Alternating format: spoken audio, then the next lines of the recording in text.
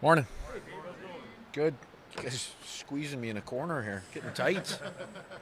Gets the regular season and things get tight, huh? That's how it goes. So with all the special teams play last night, just how much of what you wanted to see 5-on-5 were you able to do, and how challenging was that just with all the Well, penalties? we got a little bit out of the first period. Even though there's quite a bit of specialty teams in that period, we got a little bit of look and a little bit of flow 5-on-5. There really wasn't a lot of that during the second period. Or even parts of the third were pretty up and down. So we saw pieces of it, but that's the game. I mean, that's what we had last night. There was a lot of specialty teams play. We can take some good out of that. We also, have some areas that we got to improve out of that. So, that's the results coming out of So last night. did you see all that you needed to see, or No, I maybe mean, it's more of the no, there was areas that we were really happy with.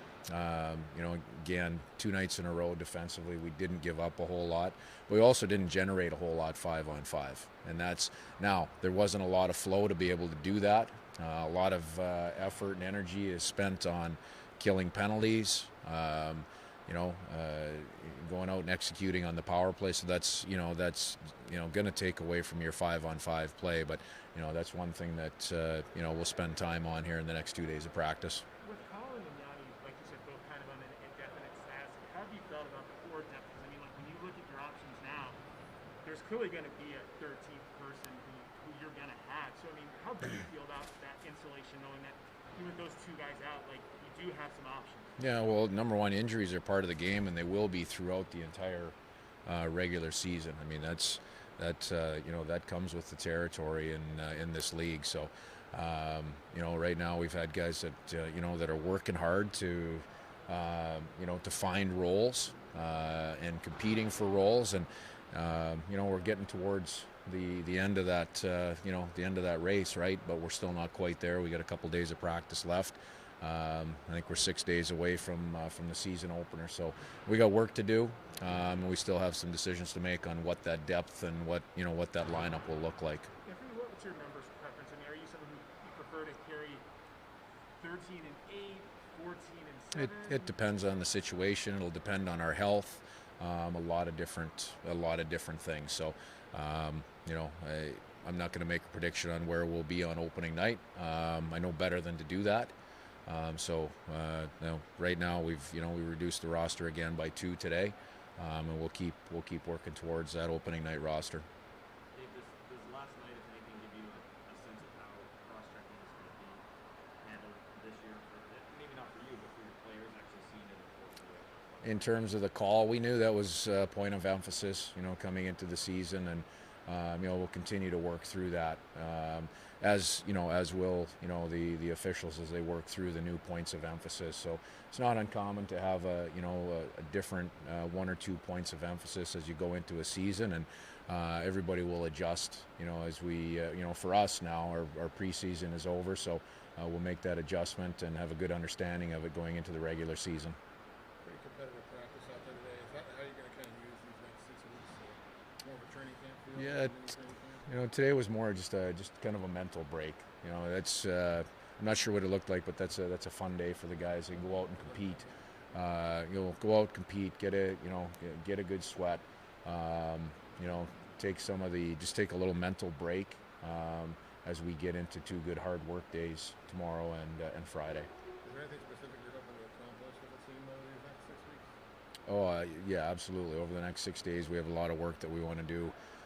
This will be our first real opportunity, to put some practices back to back to back, and that's important. Practice time is at a real premium. It has been through training camp, and it will be as you get into regular season as well. So these are important days for us. We'll have 3 or 4 real good work days out of the next 5. Yeah, everyone's rightly so talk about Philip and Chris, but when you look at what Joey DeFord has done this preseason, I mean, kind of what's been your takeaway knowing that, like, if something were to happen, you do have that third option, and he does have some NHL experience.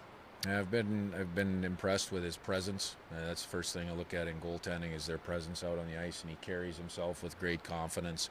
He's a very competitive person, and he's he's given us good minutes in the limited time that he's been in net. So that's carried over to his practices, and needs to continue for him.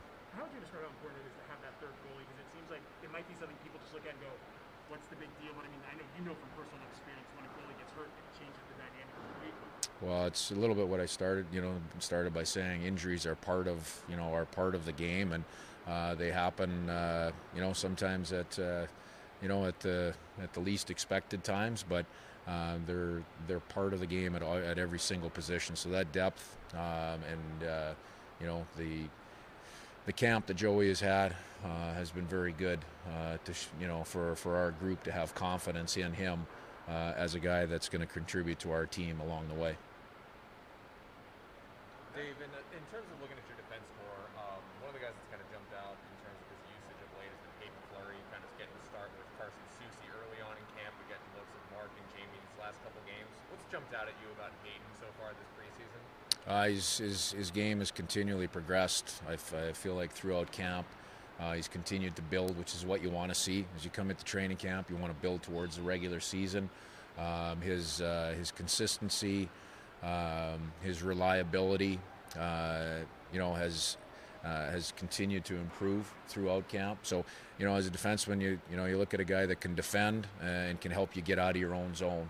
Those are the first two building blocks. Everybody brings something else to the table along with that. But I think Fleurs has done a really good job of concentrating on defending with his feet, with his stick, with his body. He's got great length and size. And then using some of his abilities again, his skating ability, his puck moving ability, and his thought process to get us out of the zone. And those are, like I said, those are the two foundational pieces for any defenseman. And he's performed well in those areas. All right, thanks. Have a good day.